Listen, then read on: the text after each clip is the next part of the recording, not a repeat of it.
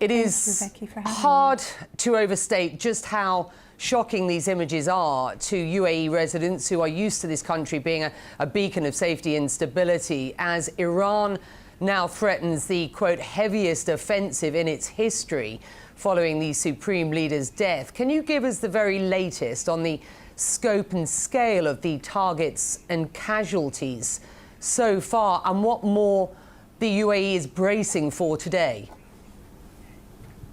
Thank you very much, Becky, for having me, and thank you for your program as well. It's a really unprecedented time for us. This is something we've tried to avoid in the last couple of weeks and months as we had encouraged dialogue and de-escalation. Unfortunately, we're at a situation right now where Iran has, through very unjustifiable and very unlawful measures, taken attacks not just to the UAE, but also to the rest of the Gulf and beyond.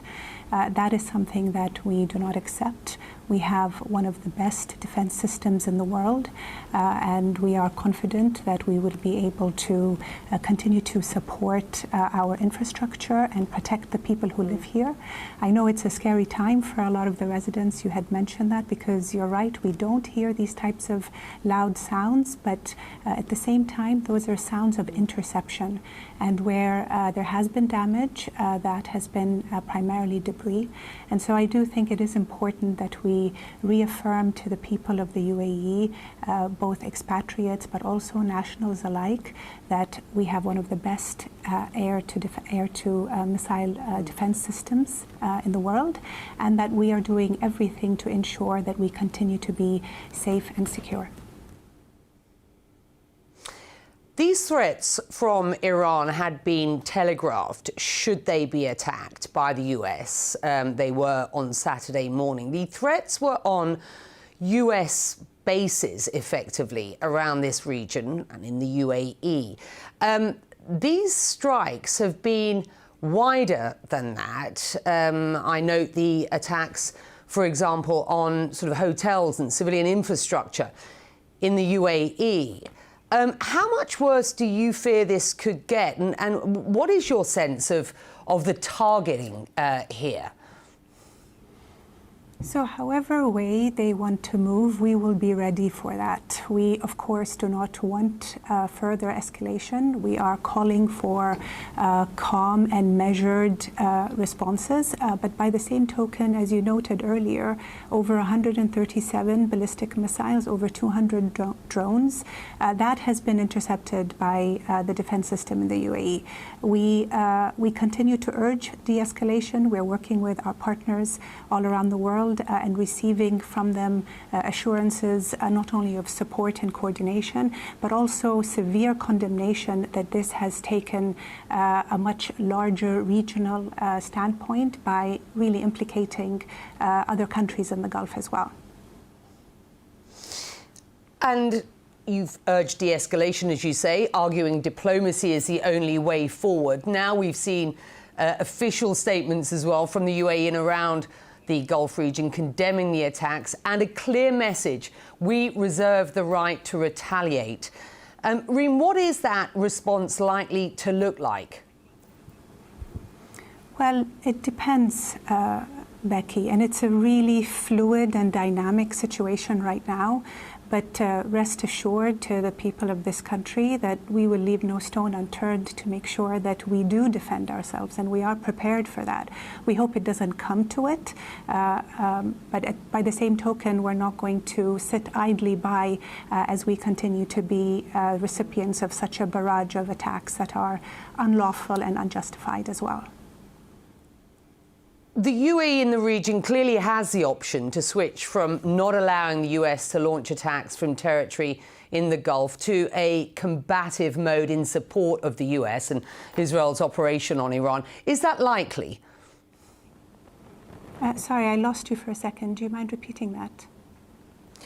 Is the switch from this position where the UAE and other regional allies have denied the use of bases here and operations in support of the US on Iran to a more combative role, is that likely? We have, before this began, been very clear about not having our territories be used to attack Iran. We have always encouraged dialogue, and we have wanted to make sure that it doesn't amount to this, because our region, Becky, doesn't need another war. By the same token, if it needs to come to that, it will come to that. And really the ball is in Iran's court right now about how they want to deal with a neighborhood and a neighbor that has traditionally been a very fair and good neighbor to them as well. With these supreme leaders killing, has the door closed on diplomacy? The door for diplomacy never closes. We continue to engage because we continue to want to de-escalate, and we want to find other ways, other security arrangements that are helpful for this larger region. Iran is a neighbor to us, will always be a neighbor to us geographically, but also we share a lot of similar ecosystems in a very close and tight-knit region. Having said that, it is very important to recognize that it takes two to tango. And at this stage, you are seeing a barrage of attacks against not just the UAE, but other countries within the Gulf, Jordan, Iraq, etc. And that is a massive escalatory measure that is just not indicative of an Iran that wants to be in the region with its fellow neighborhood. Donald Trump says he knows, and I quote him here, exactly who is in charge of Iran right now. What is your understanding of the power structure inside the country as we speak? And what is the UAE's position on Iran's best course for governance at this point? So always, really, we've reiterated this for the Iranian people to decide. This is very important for me to also emphasize in this context too. The UAE doesn't get involved in how different countries are governed or how different countries choose their government. We want a friendly neighbor that wants to live side by side with us and with our surrounding region, and we are hopeful that it'll eventually come to that. Donald Trump last spoke to the UAE's leader, as I understand it, about 10 hours ago, according to his press secretary. What can you tell us about that conversation and the UAE's sense of Donald Trump's sort of thinking and state of mind at present? We have a very strong strategic relationship with the United States and a strong relationship with President Trump as well. They are our allies and they are our friends. By the same token, we also have strong partnerships with countries in the region, but also beyond that. And the objective right now is to find a way out of more conflict and war in this part of the world that has already seen far too much of it. I mean, finally, I just want to underscore the significance of these attacks on the UAE. Your message to the people living here, the citizens and the residents, is that they are safe, they are secure. The next period could be frightening, it could be scary for people living here. The threats are very clear from the Iranian leadership, and let's call it that in inverted commas at this point. Can I just ask you finally for a message to the people here? Really to emphasize that you are safe with a leadership that cares for you and that will do everything they possibly can to ensure that that safety continues.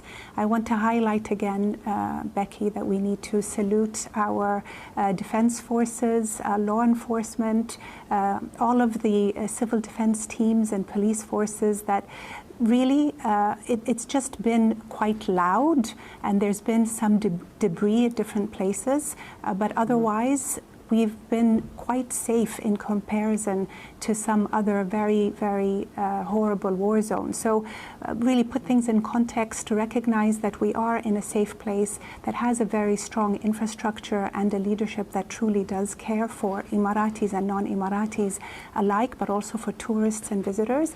And we will really leave no stone unturned to make sure that that continues to be the case for all of our citizens and residents alike.